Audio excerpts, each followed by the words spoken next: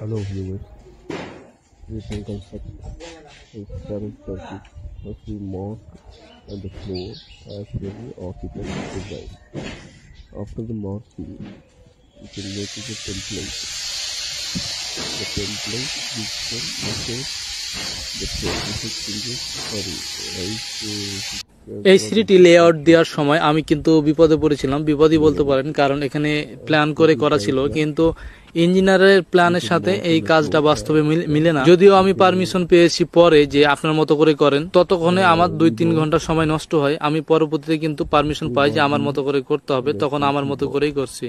এই সিঁড়িটা করা হচ্ছে কুমিল্লা ক্যান্টনমেন্ট। আর রাউন্ড সিঁড়ি করার ক্ষেত্রে ফ্লোরটা ডালাই আগে দিয়ে দিলে ভালো হয়। আর এখানে যে ডালাইটা দেওয়া হয়েছে, ডালার মধ্যে কিন্তু আমরা দাগ দিয়ে নিছি, এক পাশে 7 ইঞ্চি আরেক পাশে 14 ইঞ্চি। আর এখানে জায়গাটা হচ্ছে একদিকে 12 ফিট আর এদিকে নেওয়া হয়েছে 8 ফিট। জায়গার মাঝে 21টা সিঁড়ি দিয়ে মিলানো হবে। এখানে হাইট আছে, ছাদের হাইট 10 ফিট, তাহলে 6 ইঞ্চি করে হাইট হবে প্রত্যেকটা সিঁড়ির।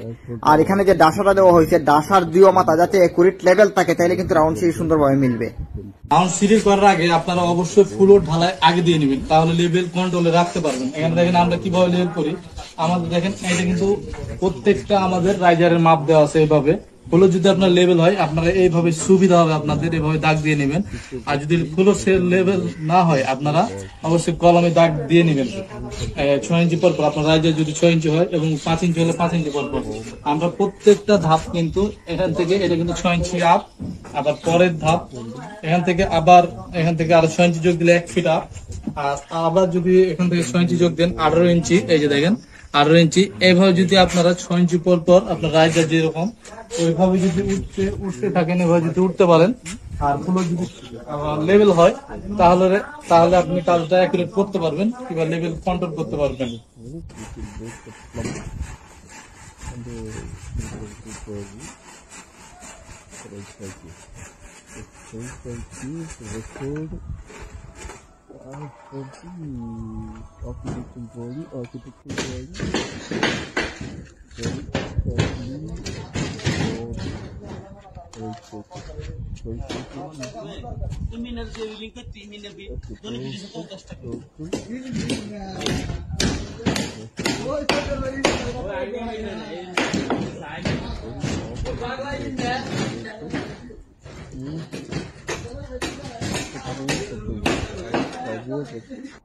আমাদের সিঁড়ির তলের সেন্টারিং করা কমপ্লিট। এখন এই তলার শেপটা আপনি যত সুন্দর করে মিলাতে পারবেন, তত কিন্তু আপনার সিঁড়ির তলাটা ভালো ফিনিশিং একটা আসবে। এখানে দেখেন আমরা অনেক সুন্দর করে মেলানোর চেষ্টা করেছি এবং মিলছে ভালো।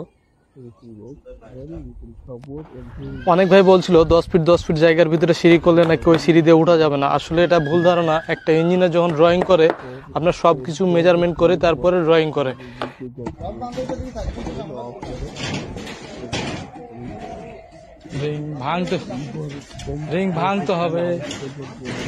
রিং ভাঙতে হবে তারপরে না।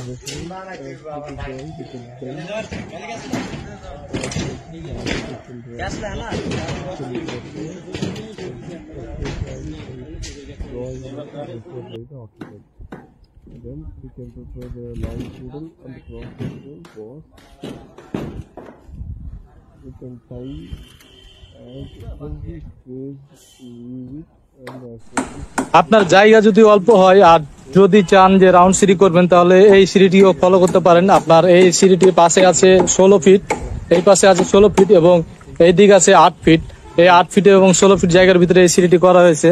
এটা হাফ শেপের একটি সিঁড়ি বলতে পারেন।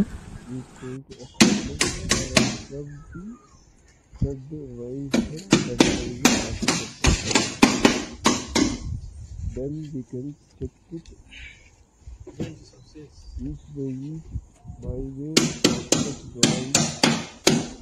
Then we can supervise and by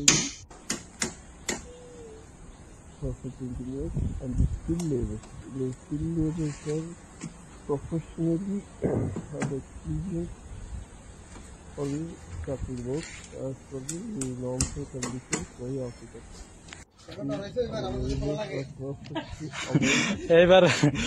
এবার আগেই মানে আমরা রেডি। খুলতে হলে পরে খুলবো, চেক দেওয়ার পরে। ওই দেখো না ওইটা, ওগুলা তো আগে থেকে আমাদের ঠিক করা।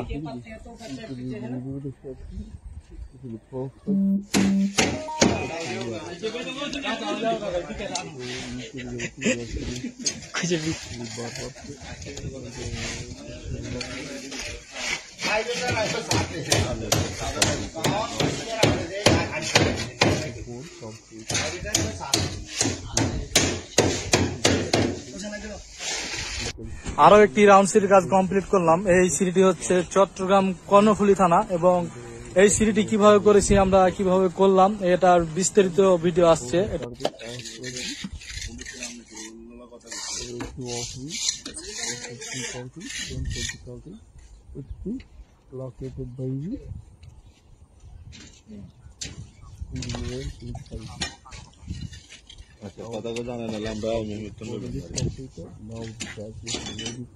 যে কোনো কাজ আপনি যদি চোখের দেখাতে সুন্দর হয়, মনে করবেন যে মাপ এবং যে মেজারমেন্ট এগুলা সব একুরেট আছে।